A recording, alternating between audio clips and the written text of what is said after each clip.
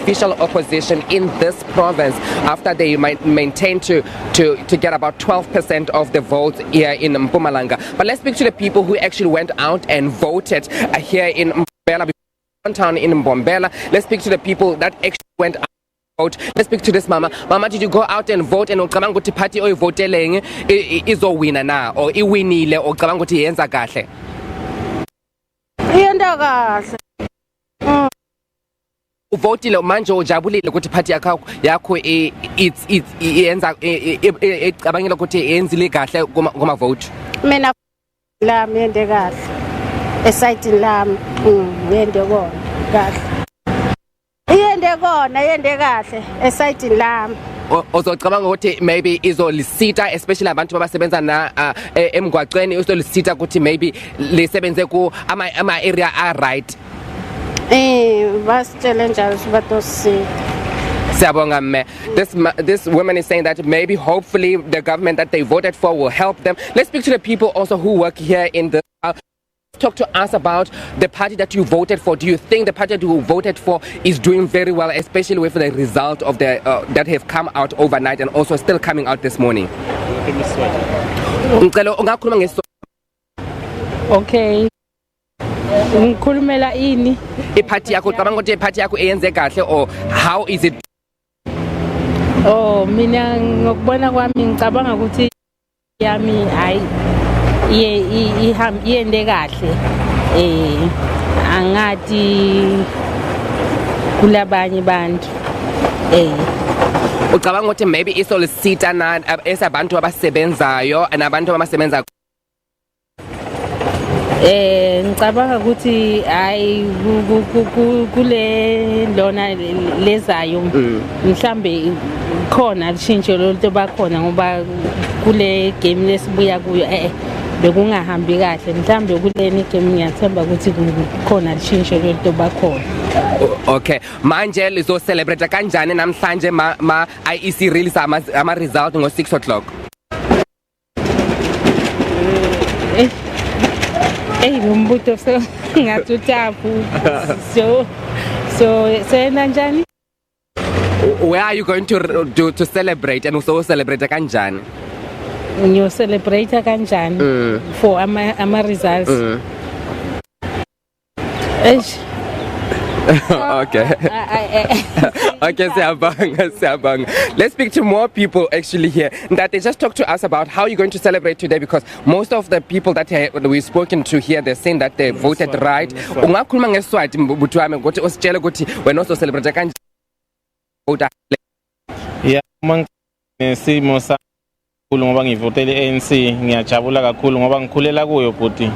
Ngitiva nayo bhuti. But sayibona ukuthi ANC iyehlile kancane, especially in provincially and also in nationally. Ucabanga ukuthi maybe mavota ayekuphi exactly? Kakhulu into labamoshaka ngilokuthi bathembise tindvu letiningi, lusha leliningi lifundzile imisebenzi asuthola bahleli ba promise amandi igezi imigwaco akondeki lutho banwe batisotabo thina sisala silambile ma RDP na so EFF na yeta iyasonzela iyakhomba ukuthi no ANC ifuna ibone ngalenye linye liso neDA ifuna iyasonzela nayo. Uzo celebrate kanjani namhlanje after 6 o'clock after IEC release ama results? Ngidojabula kakhulu sithando sami ngidabe nginaso nebantu abambhuti ngidativa ngimuhle kakhulu ngiyonatha kakhulu netshwala ngicabulele ngitive ngijabulile ngiyanithanza nini baka news kakhulu ngiyabonga bhuti. Siyabonga. This gentleman is going to celebrate with his kids tonight and his wife, and he will probably also drink tonight. But let's speak more to the people and also try and get more people that we can speak to. Butuame sicela usikhulumise ucabanga ukuthi ama vote ahambile kanjani and then yenze kanjani ngoba uvota on Wednesday?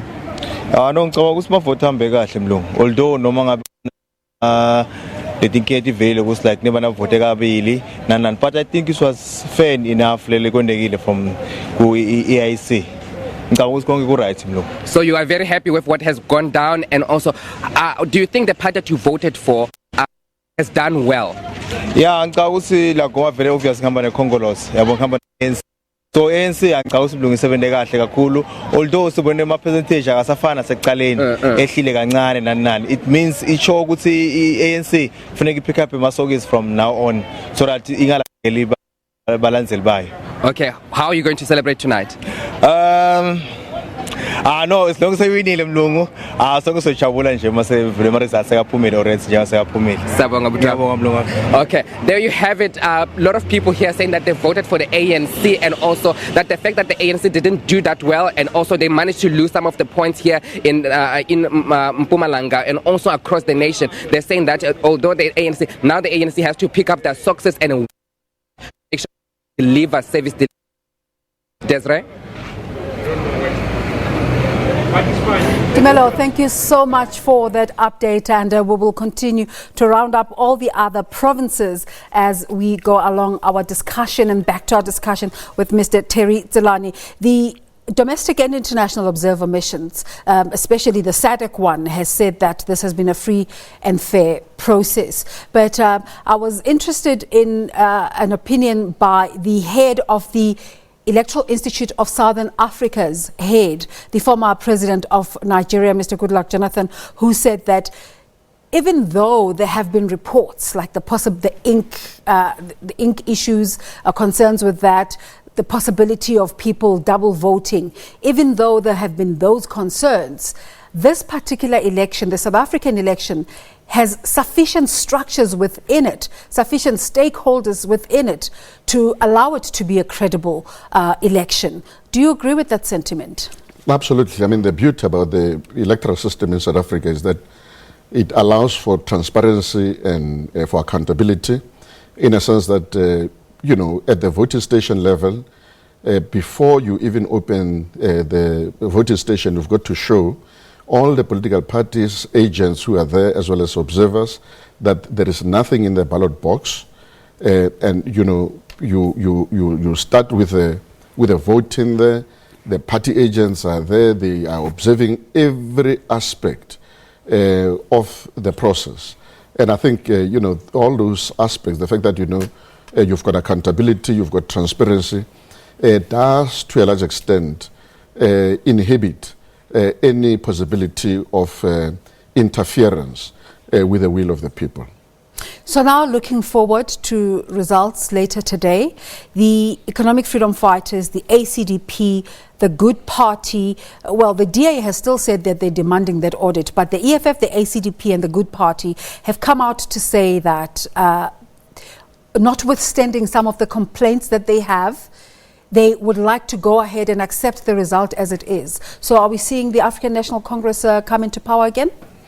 I think there is already an indication that all the political parties, the major political parties, will accept these results and then proceed accordingly. And then the will of the people has been expressed as indicated in the statistics. So far, 99.9% of the votes have come in. We have a graphic on the screen if you want to look at it, indicating who, as it seems now, what is your assessment of who's getting how many seats at National Assembly?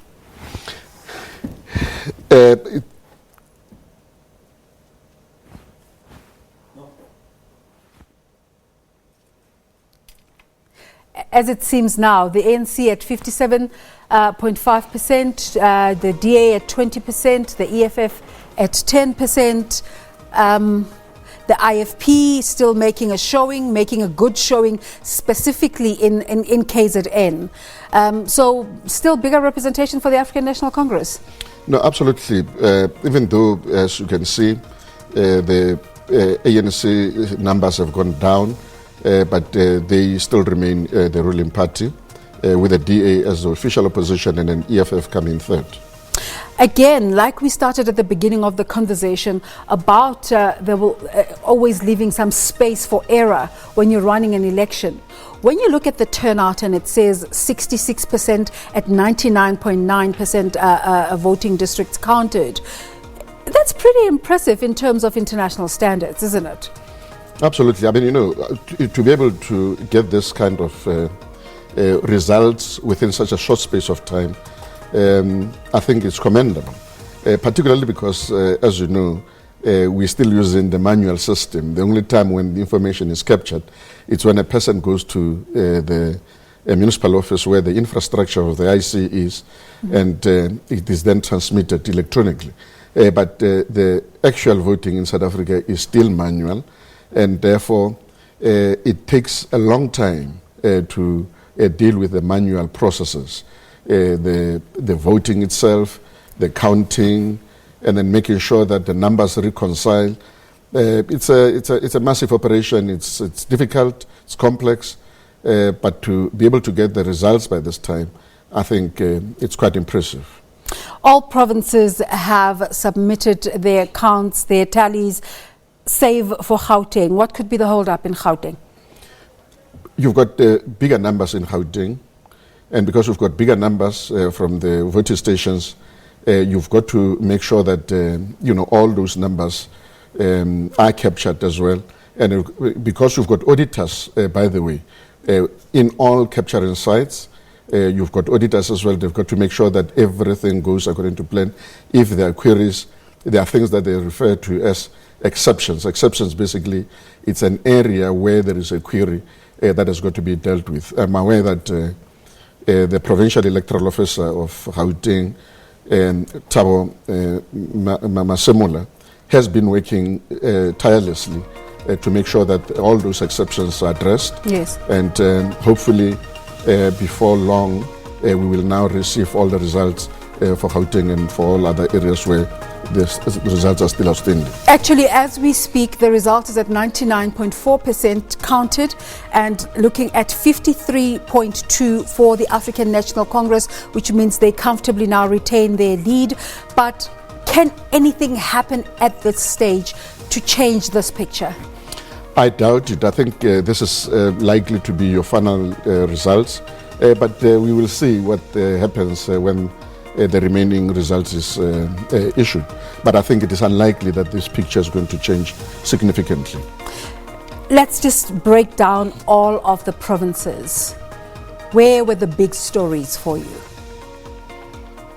I think KwaZulu-Natal, I did not expect the numbers for the African National Congress to go so low.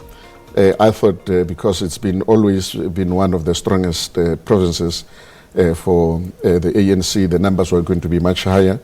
But also I think what has also been interesting a resurgence of the IFP. Absolutely. I think IFP has done extremely well, not only in KwaZulu-Natal, but I think nationally, because if you see the numbers have gone up. The EFF also has almost like doubled their numbers everywhere. I think they've done extremely well in these elections. The IEC has said that in a statement that it's disappointed by the conduct of some parties who've breached the code of conduct and disrupted orderly operations within the results center. From your vantage point of knowing the code of conduct and the rules that govern political parties within that space, what parts of the code of conduct were breached by parties?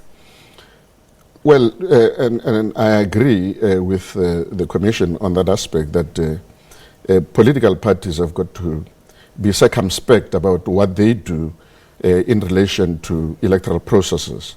Now, there is a provision in the Electoral Act, or in the Code of Conduct, that says that the political parties must assure the voters of the impartiality of the Commission. This does not mean that the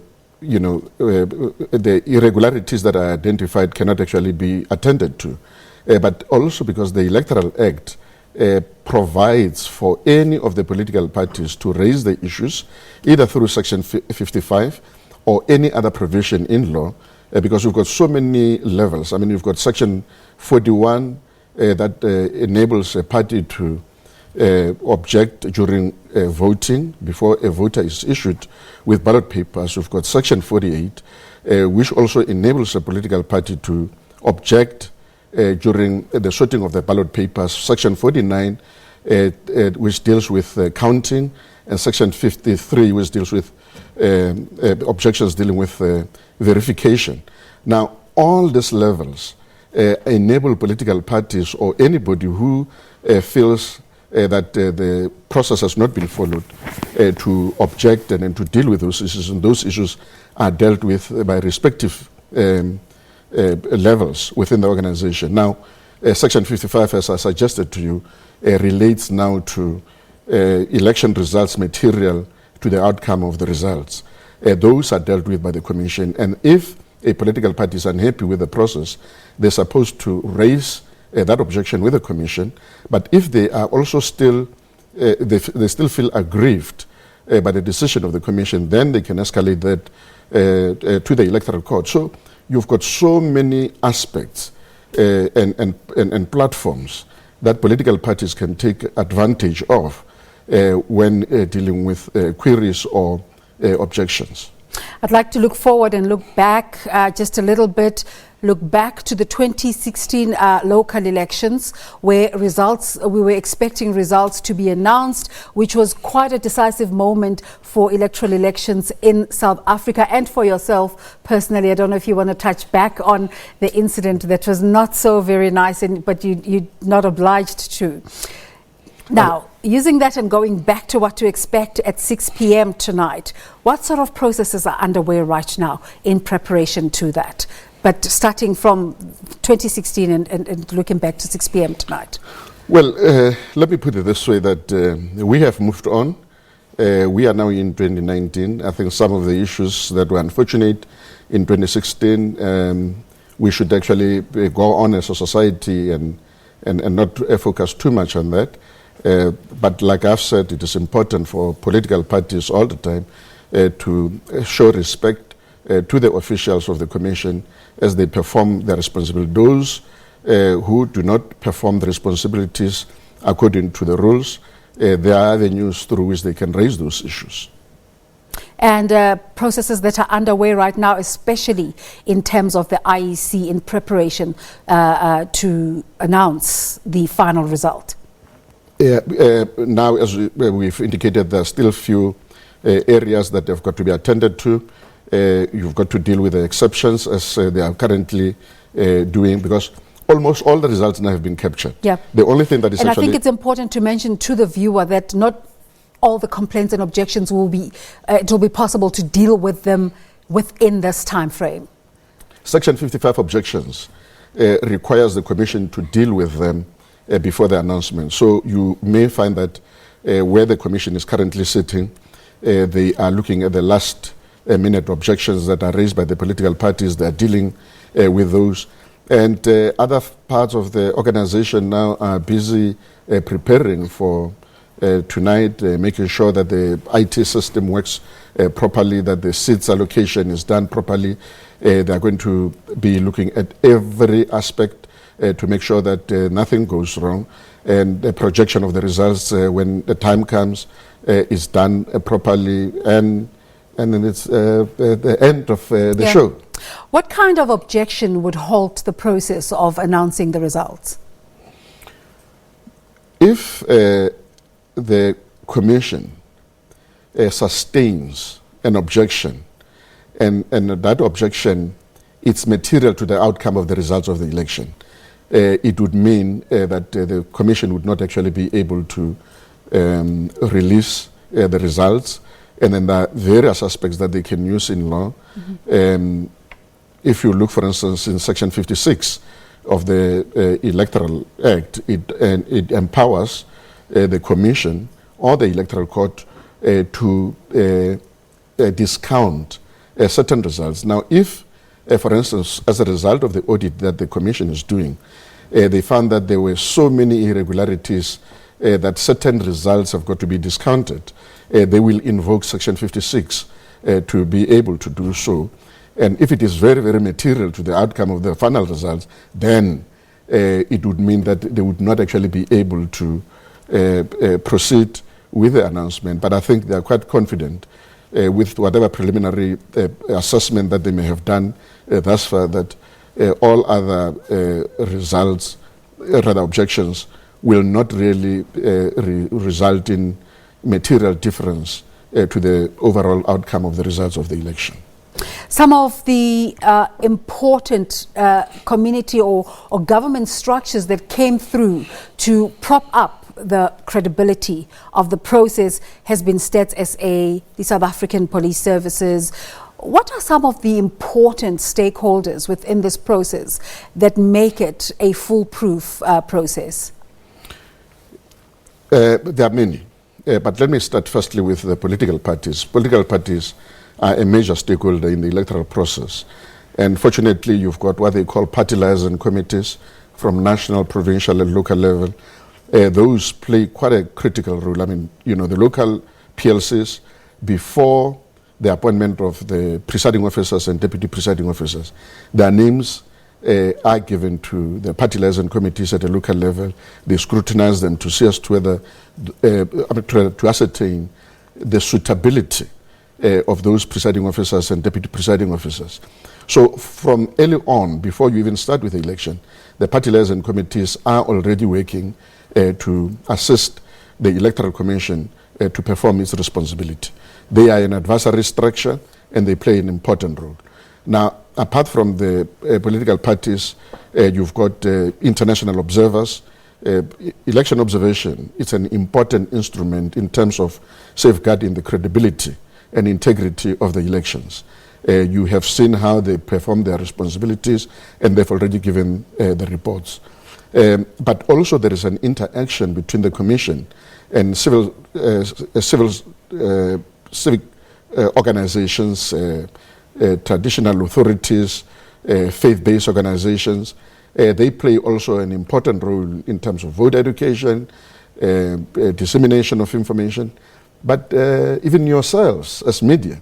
Media plays a very important role in terms of dissemination of information, making sure that people are aware of the developments and all the things that are actually happening within the process. So all the stakeholders play quite a critical role in terms of making sure that the process runs smoothly. And then the last category, it is actually the electorate themselves. Absolutely. Because you cannot have the elections without the electorate. Yeah. Because I keep saying the elections are not about the political parties.